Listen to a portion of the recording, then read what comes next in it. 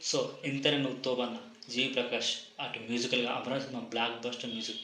ఇటు 'amaram', 'robbed hood', 'sir', 'lucky Bhaskar' అసలు ఏ cinema తీసుకున్నా ఎర్రగొడతాడు.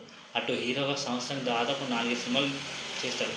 కానీ ఈసారి కూడా తను నటిస్తూ, ప్రొడ్యూస్ చేస్తూ 'హ్యారీ పాటర్' రేంజ్‌లో ఒక ఎక్స్‌పీరియన్స్ గల ఒక సముద్రంలో జరిగే 'కింగ్స్టన్' మూవీ తీశాడు. సో ఈ సినిమా గురించి ఈరోజు మాట్లాడుకుందాం.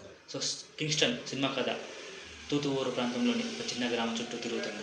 ఈ గ్రామానికి సముద్రం శాపం కింద బాధపడుతుంది. సముద్రంలోకి వెళ్ళిన వారు తిరిగి శవాలుగా మాత్రమే బయటకు వస్తారు. ఈ శాపం వల్ల గ్రామంలో ఉపాధి లేకుండా పోయింది. మరియు ప్రజలు ఆంటోనీ అని ఒక ధనవంతుడి అధీనంలో వెళ్ళారు. కింగ్ జి ప్రకాష్ కూడా ఆంటోనీ పెద్ద వద్ద పనిచేస్తాడు. కానీ ఆయన అన్యాయాలు ఎదుర్కొని తన గ్రామానికి సహాయం చేయాలని నిర్ణయించుకుంటాడు. సముద్ర శాపం వెనుక ఉన్న రహస్యాన్ని తెలుసుకోవడానికి కింగ్ ప్రయత్నిస్తాడు. ఈ సమయంలో అతను ఏమి తెలుసుకున్నాడో, అతని గ్రామం ఈ శాపం నుండి ఎలా బయటపడింది అనేది మిగతా కథ. కింగ్స్టన్ ప్రారంభంలో సముద్రం శాపం మరియు గ్రామ ప్రజల బాధలను బాగా చిత్రీకరించారు. హీరో యొక్క ప్రవర్తన మరియు అతని గ్రామం కోసం పోరాటం మొదట్లో ఆసక్తికరంగా ఉంటుంది. కానీ కథ ముందుకు సాగే కొద్దీ అది తమిళ సినిమా ఫార్ములాను అనుగుణంగా మారుతుంది. హీరో యొక్క మాస్ ఎంట్రీ, యాక్షన్ సీన్స్ మరియు హీరో హీరోయిన్ కెమిస్ట్రీ అన్నీ సాధారణమైనవిగా అనిపిస్తాయి. సముద్రం శాపం వెనుక ఉన్న రహస్యాన్ని తెలుసుకోవడం మరియు అది ఎలా పరీక్షించబడుతుంది అనేది కథలో ముఖ్యమైన భాగం. కానీ ఈ భాగాలు సరిగ్గా ఎమోషనల్ డెప్త్ లేకుండా చిత్రించబడ్డాయి. So acting levels. G Prakash king పాత్రలో బాగా నటించాడు. అతని యాక్షన్ సీన్స్ మరియు డైలాగ్ మెప్పించేగా ఉన్నాయి.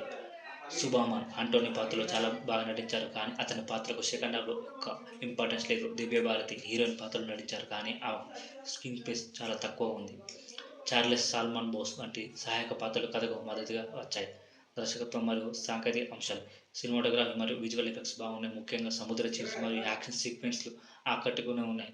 సంగీతం మరియు బ్యాక్గ్రౌండ్ స్కోర్ సాధారణంగా ఉన్నాయి. కానీ అవి సినిమాకు ఎక్కువ విలువను జోడించలేదు. దర్శకుడు జీవి ప్రకాష్, మ్యూజిక్ డైరెక్టర్. సో ఈ సినిమాలో జీవి ప్రకాష్ ఇటు యాక్టర్గా, దర్శకుడిగా కాకుండా ఇటు ప్రొడ్యూసర్గా నెక్స్ట్ లెవెల్లో ఒక అడ్వెంచర్ అంశంలో బాగా తెరకెక్కించారు. సో కథలోని ఎమోషనల్ డెప్త్ లేకపోవడం మన లాజికల్ లోపాల సినిమాను బలహీనపరిచాయి. సో ఇందులో మాత్రం బ్యాక్గ్రౌండ్ స్కోర్ నెక్స్ట్ లెవెల్లో ఉంది.